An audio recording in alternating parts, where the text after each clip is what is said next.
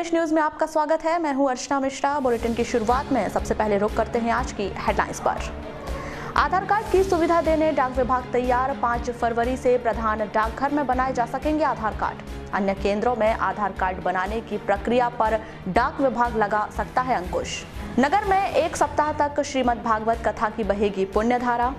अंतर्राष्ट्रीय संत पंडित विजय शंकर मेहता करेंगे कथा वाचन। बजट के विरोध में सड़क पर उतरे कांग्रेसी रैली निकालकर बजट की प्रतियों को किया आग के हवाले। अमानत बचत पखवाड़ा के तहत जिला सहकारी बैंक के पदाधिकारियों ने निकाली जागरूकता रैली। आम सभा लेकर जन जन तक पहुंचाया संदेश। अपनी ही फसल का भुगतान लेने परेशान हो रहे किसान अन्नदाता संगठन ने की 7 दिनों के भीतर भुगतान किए जाने की मांग। और कुरुक्षेत्र में बालाघाट के खिलाड़ी दिखाएंगे कला का जौहर। मध्य प्रदेश बास्केटबॉल टीम का करेंगे प्रतिनिधित्व। और अब समाचार विस्तार से।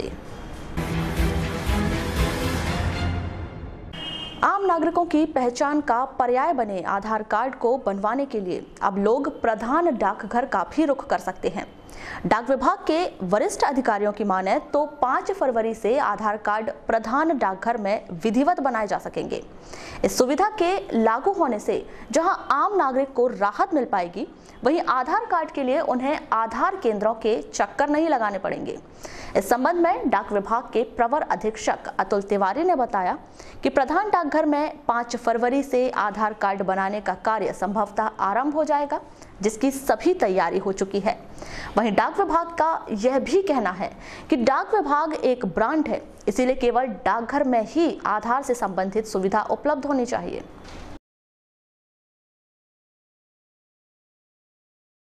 आधार कार्ड का सेंटर हमारा बालाघाट हेड पोस्ट ऑफिस में जगह जो हम लोगों ने आइडेंटिफाई कर ली है। केबिन हमारा बन गया है। इक्विपमेंट आधार कार्ड के हमारे पूरे बालाघाट संभाग में 23 ऑफिसेस के आ चुके हैं, जिसमें 17 जो हैं एक्टिवेट हो चुके हैं। और इनका अभी जैसे इनॉग्रल हमको शुरू करना ही है यहाँ बालाघाट में। सिर्फ उसका इंफ्रास्ट्रक्चर जो है उसको सेटअप करना है। सर जैसे आधार प्रोबेबली हम लोग ट्यूसडे उसको शुरू कर पाएंगे, ट्यूसडे या वेडनेसडे। सर जैसे यहाँ पर कुछ ऐसे संस्थान हैं जो आधार कार्ड की प्रक्रिया प्रोसेस में लाते हैं, जी, तो क्या उनकी प्रक्रिया ऐसी चलती रहेगी कि उसको अभी तक देखिए गवर्नमेंट ने ऐसा उसको डिसकंटिन्यू करने का तो कोई ऑर्डर नहीं किया है, लेकिन ऑथेंटिसिटी के आधार पर यदि देखा जाए तो डिपार्टमेंट ऑफ पोस्ट की एक चूँकि ब्रांड वैल्यू है और एक उसकी वो है क्रेडिबिलिटी है, उसके आधार पे हम चाहेंगे कि अधिकतर लोग हमारे यहाँ से उसको मतलब उपयोग करें। नगर के उत्कृष्ट विद्यालय मैदान में 5 से 11 फरवरी तक श्रीमद् भागवत कथा और सत्संग का आयोजन किया जा रहा है। इस कार्यक्रम की व्यवस्था के लिए शनिवार को आयोजन समिति की बैठक हुई। इस बैठक में पंडाल, स्वच्छता, परिवहन, सुरक्षा बैठक, पार्किंग सहित सभी व्यवस्थाओं की तैयारियों का जायजा लेते हुए संस्थाओं को उत्तरदायित्व सौंपा गया। बैठक में भाजपा जिलाध्यक्ष रमेश रंगलानी, नगरपालिका अध्यक्ष अनिल धोवारे, भाजपा नगर अध्यक्ष सुरजीत सिंह ठाकुर सहित अनेक गणमान्य नागरिक उपस्थित रहे। इतने बड़े संत बालाघाट पधार रहे हैं, ये हमारे बालाघाट का सौभाग्य है। उत्कृष्ट मैदान पर आयोजित इस प्रवचन में ज़्यादा से ज़्यादा संख्या में उपस्थित होकर श्रवण का लाभ उठाएं कि सबका दायित्व दिया गया है उसका निर्वहन करने के लिए आज हम सभी कार्यकर्ताओं को, सभी नागरिक बंधुओं को, सभी संस्थाओं को आज बुला करके उन्हें उनके दायित्व का आभास कराएं कि आपको ये काम करना है। तो उस संबंध में आज हमारी बैठक हुई और 5 तारीख को सुबह 10 बजे कलश यात्रा निकलेगी। मैं इस शहर की सभी माताएं बहनें से निवेदन करता हूं कि ज़्यादा से ज़्यादा संख्या में आकर के इस कलश यात्रा में आप सम्मिलित होए। इस अवसर पर हमारे बालाघाट जिले के सभी प्रबुद्ध नागरिकों से, आमजनों से यही अपील है, यह बहुत अच्छा अवसर है। एक जीवन प्रबंधन गुरु जो बहुत व्यवहारिक ज्ञान में भगवत कथा को विश्लेषण करेंगे, उनका श्रवण करने अवश्य आएँ, अपने जीवन को सफल बनाएं। लालबर्रा में कोटवार संघ की मासिक बैठक का आयोजन किया गया। इस बैठक में कोटवारों की समस्याओं को लेकर चर्चा की गई। बैठक में उपस्थित कोटवारों द्वारा वेतन वृद्धि की मांग को लेकर भी चर्चा की गई। हमारा जो मानदेय है समय पे नहीं होता है, तो शासन प्रशासन से यहाँ के जो बैठे तहसीलदार महोदय से निवेदन करते हैं कि हमारा समय पे 1 तारीख से लेकर 10 तारीख के बीच में हमारे मानदेय को दिया जाए। इस विषय में अपन चर्चा किए हैं। जिला सहकारी बैंक से शनिवार को अमानत बचत पखवाड़ा के तहत बैंक के कर्मचारियों के द्वारा जागरूकता रैली निकाली गई। यह रैली नगर के प्रमुख मार्गों का भ्रमण करते हुए गोंदिया रोड स्थित सुजान धर्मशाला में पहुंचकर आम सभा में तब्दील हो गई।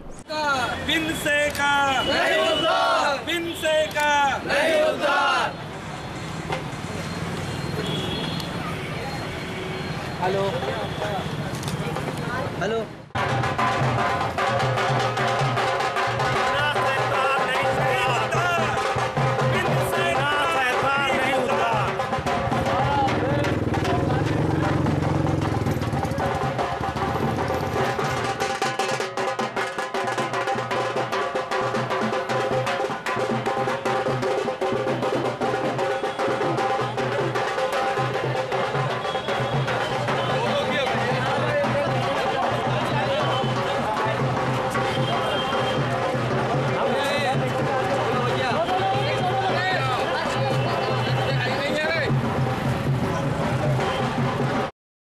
जहां सहकारी बैंक के अध्यक्ष राजकुमार रायजादा, बैंक महाप्रबंधक PS धनवाल सहित बैंक के तमाम संचालक मंडल के सदस्य और हितग्राही मौजूद रहे। सहकारी बैंक के अध्यक्ष राजकुमार रायजादा ने कहा कि सहकारी बैंक अपने ग्राहकों को बेहतर सुविधा प्रदान कर रहा है, जिसका लाभ जन जन तक प्राप्त हो। इस उद्देश्य को लेकर इस रैली का आयोजन किया गया है। जी, बचत अमानत खाते का पखवाड़ा हमारा मनाया जा रहा है, जो 1 तारीख से 15 तारीख तक संचालित होगा, जिसमें हम चाहते हैं कि सेविंग में हमारे नए डिपॉजिटर शामिल हों और भी लोग इस अमानत बचत खाते का लाभ ले सकें। इसी को लेकर हमारी एक रैली आज बालाघाट नगर में भ्रमण करेगी और जनता को जागरूक करेगी कि इसमें शामिल हो और सहकारिता के इस बैंक में वे भी अपना सेविंग खाता खोलें। इस कार्यक्रम के संबंध में सहकारी बैंक के महाप्रबंधक PS धनवाल ने कहा कि सहकारी बैंक अमानत बचत पखवाड़ा मना रहा है, जिसके तहत आज रैली निकाली गई है। महाप्रबंधक श्री धनवाल ने कहा कि सहकारी बैंक वर्तमान में खाता धारकों को सर्वाधिक ब्याज दे रहा है, जनता को इसका लाभ उठाना चाहिए। बालाघाट नगर के जो प्रबुद्ध नागरिक हैं उनको ये अवगत कराना है कि जिला सहकारी केंद्रीय बैंक आपकी बैंक है और ये सर्वाधिक ब्याज की दरें देती है और यहाँ जो भी आपकी धनराशि जमा के रूप में जमा की जाएगी वो सुरक्षित है और उस पर सर्वाधिक ब्याज की दरें प्राप्त होती है। बस इसी भावना के साथ, इसी उम्मीद के साथ आज हम बालाघाट शहर के नागरिकों के बीच एक रैली के रूप में जा रहे हैं। कांग्रेस के पदाधिकारियों ने शनिवार को वित्त मंत्री द्वारा पेश किए गए बजट को जन विरोधी करार देते हुए सरकार के खिलाफ रैली निकालकर जमकर प्रदर्शन किया। वहीं नगर के राजघाट चौक पर बजट की प्रति की होली जलाई। वित्त मंत्री अरुण जेटली के छाया चित्र को आग के हवाले कर आक्रोश व्यक्त किया। इस प्रदर्शन में मौजूद कांग्रेसियों ने कहा कि भाजपा के शासनकाल में देश की जनता परेशान है और वित्त मंत्री द्वारा जो बजट पेश किया गया है उसमें मध्यम वर्गीय लोगों के लिए कुछ भी नहीं है। वहीं रेल बजट ने भी निराशा ही दी है।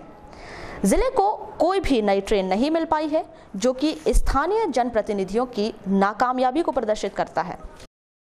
भारतीय डाक संचार मंत्रालय द्वारा 31वीं अखिल भारतीय डाक बास्केटबॉल प्रतियोगिता का आयोजन 7 से 10 फरवरी तक किया गया है।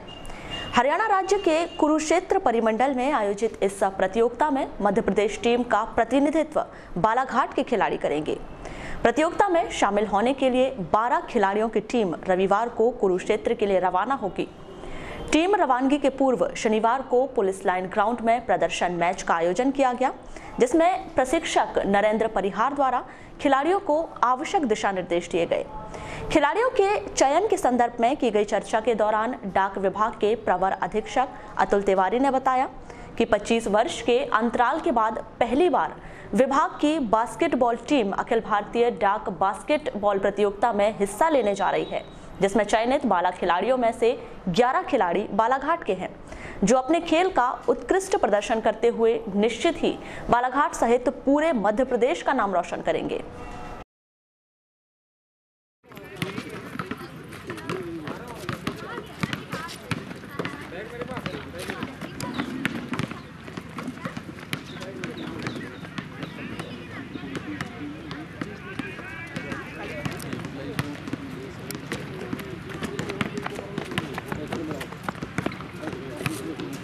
और ये टीम तैयार हो गई है 12 लोगों की, और ये अब जो है कुरुक्षेत्र में 4 तारीख से जो होने हैं उसमें पार्टिसिपेट करने जा रही है। सर, ये जो चयन के जो मापदंड थे क्या थे, किस तरीके से खिलाड़ियों का चयन किया गया? देखिए, डिपार्टमेंट के जितने भी एम्प्लॉई हैं उनमें से वॉलंटरीली हमने पहले सबसे विलिंगनेस बुलाई थी कि जो इस खेल को जानते हैं, तो ऐसे हमारे पास करीब 14-15 लोगों के नॉमिनेशंस आए थे। उनमें से फिर जो ट्रायल हुआ और यहाँ पे जो अपना पुलिस ग्राउंड में जो कोच हैं यहाँ पे परिहार जी, उनके सहयोग से उनका काफ़ी सहयोग रहा है इसमें सिलेक्शन। देखिए, हम लोग होपफुल हैं कि हम लोग फाइनल जीत के आएँ। अब रहा सवाल गेम से, तो गेम में एक ही टीम जो है विजयी होती है। मेन चीज़ जो है वो स्पोर्टमैन स्पिरिट जो होनी चाहिए, और पहली बार चूँकि ये टीम यहाँ से जा रही है लगभग करीब 25 साल के गैप के बाद।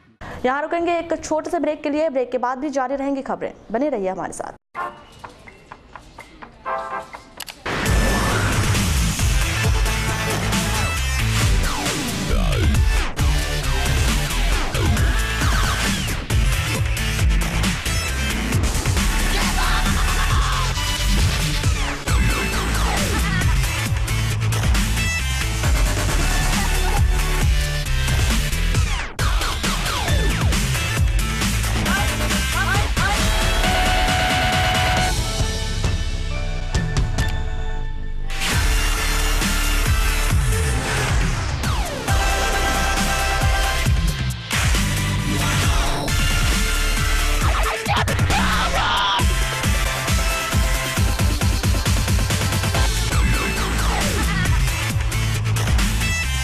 देश और दुनिया का सच उजागर करता है बालाघाट एक्सप्रेस, एक अखबार संपूर्ण परिवार। खबर चाहे कुर्सी की हो या अच्छे विचारों की या देश में हो रहे भ्रष्टाचार की, खबर चाहे विदेश की हो या आपके कैरियर की, बॉलीवुड ग्लैमर हो या व्यापार जगत की, व्यापारी से लेकर कर्मचारी तक, चाहे खबरें हो ग्रामीण क्षेत्रों की जैसे वाराणसी, लालबर्रा, लांजी, बैहर की, जिले की छोटे से लेकर बड़ी खबरों के लिए सच की तह तक जाने का जज्बा। Balaghat express and Padmesh media को। ब्रेक के बाद एक बार फिर आपका स्वागत है। बढ़ते हैं खबरों की ओर। बिरसा क्षेत्र के ग्राम रमगढ़ी में एक आदिवासी महिला से छेड़छाड़ करने वाले युवक रोहित निषाद को अजाक्स पुलिस ने गिरफ्तार कर लिया है। इस युवक को अदालत ने न्यायिक रिमांड पर उपजेल बैहर भेज दिया गया है। इस युवक ने एक आदिवासी महिला के घर में घुसकर उसके साथ छेड़छाड़ की थी।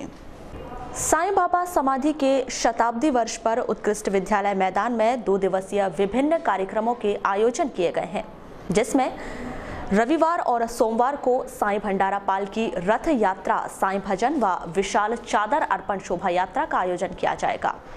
शिव साईं सेवा समिति और अंजलि ट्रेवल्स के संयुक्त तत्वाधान में आयोजित होने वाले इन कार्यक्रमों की जानकारी शनिवार को सिंधी पंचायत भवन में आयोजित एक पत्रकार वार्ता में दी गई। कार्यक्रम के संदर्भ में की गई चर्चा के दौरान कार्यक्रम संयोजक अध्यक्ष एकांश पिपलेवार ने बताया कि इस 2 दिवसीय कार्यक्रम के दौरान 4 फरवरी को दोपहर में विशाल साईं भंडारे का आयोजन किया जाएगा, जबकि शाम को ख्याति प्राप्त कलाकार साईं भजन की प्रस्तुति देंगे और इसी तरह सोमवार को भव्य विशाल साईं पालकी रथ शोभा यात्रा निकाली जाएगी। प्रेस वार्ता रखे हो, किस उद्देश्य को लेकर के रखे?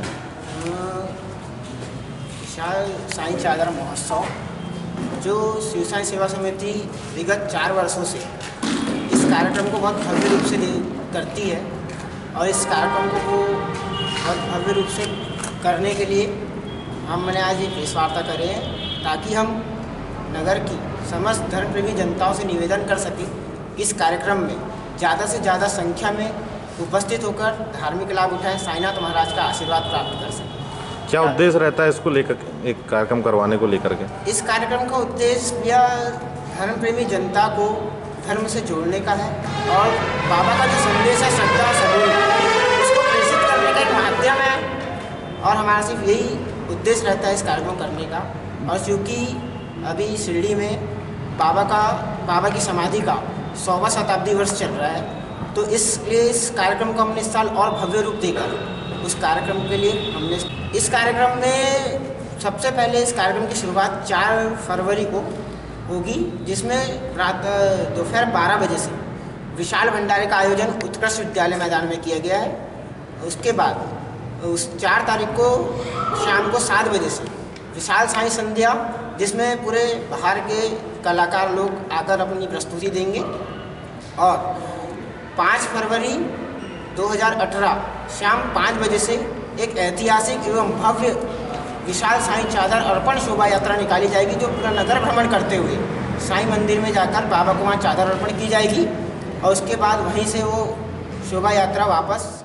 भव्य विशाल चादर अर्पण शोभा यात्रा का आयोजन किया गया है, जिसमें बाजे, घोड़ी, बग्गी, झांकियाँ और अन्य आतिशबाजी और भव्यता और सिंगारता लिए हुए ये कार्यक्रम होगा, जो देवी तालाब साईं मंदिर पहुँचेगा और बाबा को चादर अर्पण किया जाएगा। इस अवसर पर हम समस्त लोग जो साईं बाबा के भक्त हैं और सभी जनता को हम आमंत्रित करते हैं कि इस कार्यक्रम में शामिल होए और धार्मिक लाभ उठावे, साईं बाबा उनकी मनोकामनाओं को पूर्ण करें। श्रमजीवी पत्रकार संघ द्वारा सद्भावना क्रिकेट टूर्नामेंट का आयोजन आगामी दिनों में किया जा रहा है। इससे पहले इस टूर्नामेंट के अभ्यास मैच खेले जाएंगे। शनिवार को टूर्नामेंट का पहला अभ्यास मैच पत्रकार एकादश और पुलिस एकादश के बीच खेला गया। इस अवसर पर डीआईजी इरशाद वली, पुलिस अधीक्षक अमित सांघी, अतिरिक्त पुलिस अधीक्षक आकाश भूरिया सहित अनेक पुलिस अधिकारी प्रमुख रूप से उपस्थित रहे। पहले अभ्यास मैच में पहले बल्लेबाजी करते हुए पुलिस एकादश के खिलाड़ी डीआईजी इरशाद वली ने 41 गेंद पर 80 रन बनाए। वहीं विजय डाबर ने 19 गेंद पर 38 रन बनाए। इसके अलावा पुलिस अधीक्षक अमित सांघी के 13 रनों की बदौलत पुलिस एकादश में 144 रन बनाए। इस लक्ष्य का पीछा करने उतरी पत्रकार एकादश की टीम 112 रनों पर सिमट गई। इसी तरह पुलिस एकादश विजय रही।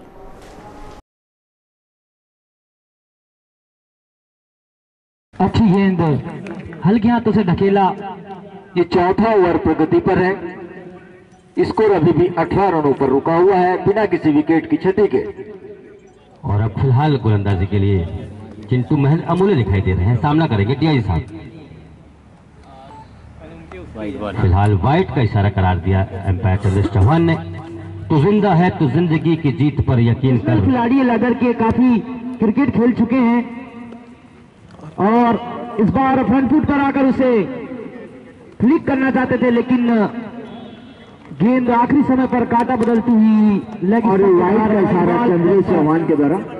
और 50 रन पूरे पुलिस एकादश के खिलाड़ी और 50 पूरे।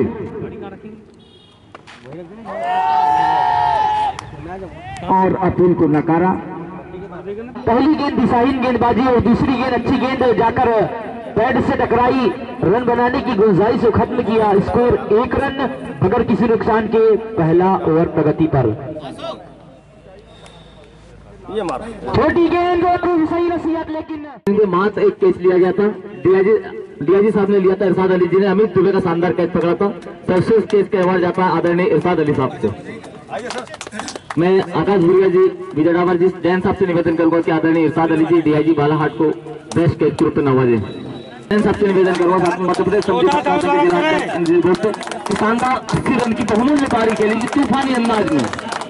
ये श्रमजीवी पत्रकार संघ ने जो सद्भावना मैच का आयोजन किया था, और उसमें सभी विभागों को के बीच में सामंजस्य स्थापित करने के उद्देश्य से मैच किया गया, जिसमें आपने पुलिस और पत्रकार के बीच मैच हुआ, आपने विजयश्री हासिल करी। कैसा लगा आपको और कैसा ये आयोजन है? आयोजन सबसे महत्वपूर्ण है कि जीत और हार का उद्देश्य नहीं है, भेंट हो जाती है, अच्छा सामंजस्य बैठ जाता है। ज़िले की में जो अच्छा सामंजस्य रहेगा तो हर चीज़ों में, सारे काम में, सारे योजनाओं में, सारे कानून व्यवस्था की स्थिति में एक दूसरे के अच्छा सामंजस्य में हम बेहतर प्रदर्शन दे पाएंगे। बालाघाट जिला जो है ऑलरेडी बहुत अच्छा कर रहा है और भविष्य में अच्छा करेगा। पुलिसिंग के साथ साथ आप लोग अच्छा खेल भी खेल लेते हैं सर, कैसा कर पाते हैं? ये तो पत्रकार हमारे जितने बंधु हैं बाकी जिलों की अपेक्षा यहाँ काफ़ी मेहनत कर रहे हैं, लगभग रेगुलरली खेल रहे हैं। मैं अपेक्षा करूँगा कि टूर्नामेंट में विजय हासिल करेंगे। Thank you sir, thank you.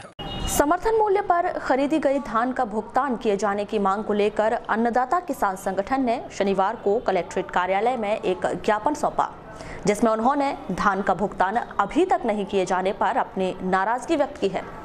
अन्नदाता किसान संगठन द्वारा डिप्टी कलेक्टर पीयूष भट्ट को मुख्यमंत्री शिवराज सिंह चौहान के नाम सौंपे गए इस ज्ञापन में 1 सप्ताह के भीतर जिले के 13 किसानों का जिले के 13 किसानों का 62 करोड़ 89 लाख का भुगतान किए जाने की बात कही गई है। ज्ञापन के संदर्भ में की गई चर्चा के दौरान अन्नदाता किसान संगठन के केंद्रीय अध्यक्ष मुरली मनोहर श्रीवास्तव ने बताया कि नियम के मुताबिक समर्थन मूल्य पर खरीदी गई धान का भुगतान 7 दिनों के भीतर हो जाना चाहिए, लेकिन धान खरीदी के 1 माह बीत जाने के बाद भी किसानों को उनकी धान का भुगतान नहीं किया गया है। वहीं संगठन के जिला उपाध्यक्ष दिलीप उपवंशी ने बताया कि समर्थन मूल्य पर खरीदी गई धान का भुगतान न होने से किसानों को कई परेशानियों का सामना करना पड़ रहा है। भैया बताएं, आज किस संबंध में ज्ञापन सौंपे आप? हमने आज जो है ज्ञापन हमने अन्नदाता किसान संगठन के माध्यम से जिलाधीश महोदय को दिया है। हमारी मांग यह है कि जो किसानों की 2017-18 की जो धान क्रय की गई है, आज दिनांक तक उनका भुगतान नहीं हो पाया है। हम माननीय जिलाधीश महोदय के माध्यम से मध्य प्रदेश शासन से यह मांग करते हैं कि 62 करोड़ 89 लाख रुपए की जो शेष राशि जो जिला को अभी आवंटन होना है वो यथाशीघ्र मतलब जिले को यथाशीघ्र दिलाएं, जिससे किसानों की जो समस्या है किसान हैं जिनको भुगतान नहीं हो पाया है और ये बहुत बड़ी संख्या है। 13,000 किसानों का भुगतान ना होना अपने आप में बहुत बड़ी संख्या है और ये उनकी क्या स्थिति है वो जानते हैं। तत्काल भुगतान होना चाहिए, जबकि नियम ये है कि 7 दिन के अंदर यदि भुगतान नहीं होता है तो ब्याज में उसको दंडनीय अपराध है, और जबकि 15 दिन से अधिक खरीदी को हो चुके हैं और अभी पैसा नहीं, कब तक मिलेगा भगवान जाने। लामता के वार्ड नंबर 11 सरकारी कुएं में इसी वार्ड की एक 70 वर्षीय महिला मिल्की बाई की गिरने से मौत हो गई। जानकारी के अनुसार यह वृद्ध महिला अपने नाती बहू के साथ रहती थी। शनिवार को वह कुएं से पानी लेने गई थी। कुएं से पानी निकालते वक्त अचानक वह कुएं में गिर गई, जिससे उसकी मौत हो गई। रामपाली क्षेत्र के ग्राम 3 टोला नवेगांव में अनुसूचित जाति के एक व्यक्ति की 3 लोगों ने पिटाई कर दी। अजाक्स पुलिस ने इस मामले में राजकुमार डहाके की शिकायत पर राकेश नकपुरे, स्नेहलता नकपुरे और बोधीलाल लिल्हारी के खिलाफ मामला कायम कर लिया है। इन तीनों ने मिलकर राजकुमार डहाके की लाठी से पिटाई कर दी थी और इस व्यक्ति को जातिगत रूप से अपमानित भी किया था। लालबर्रा के किड्स क्लाउड स्कूल में वार्षिक कार्यक्रम उन्मुक्त का आयोजन किया गया। इस कार्यक्रम में बच्चों द्वारा एक से बढ़कर एक कार्यक्रमों की प्रस्तुति दी गई। इस उन्मुक्त कार्यक्रम के दौरान बच्चों के पालकों का फैशन शो भी हुआ। संदेश पहुंचा सकते हैं कि हम एक हैं और कोई दुश्मन हमारा बाल भी बांका नहीं कर सकता है। तो एक बार जोरदार नारा लगाएंगे, भारत माता की, भारत माता की, वंदे वंदे टमाटर बड़े मजेदार, टमाटर बड़े मजेदार, टमाटर बड़े निहाया, इसको बीमार भगाया, एक दिन इसको बंदर ने खाया, इसको बीमार भगाया।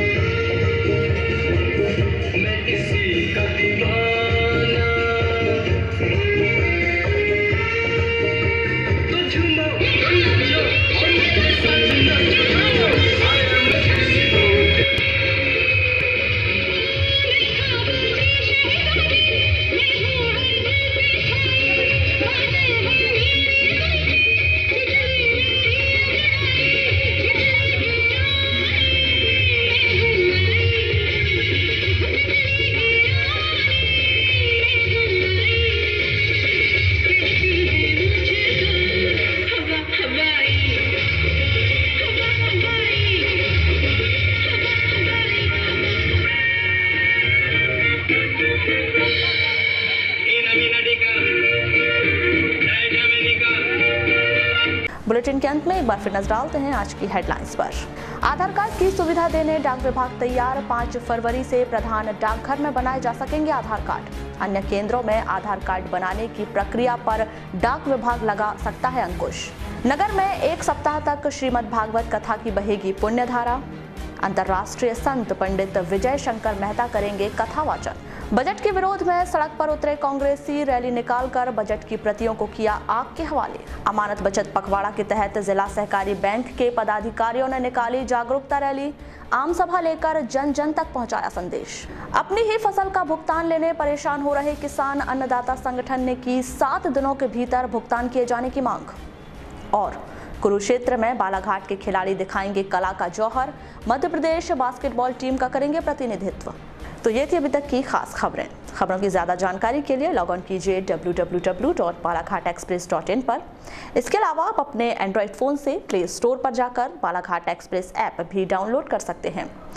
तो आज बुलेटिन में बस इतना ही। अगले न्यूज बुलेटिन के साथ फिर मुलाकात होगी। तब तक के लिए नमस्कार।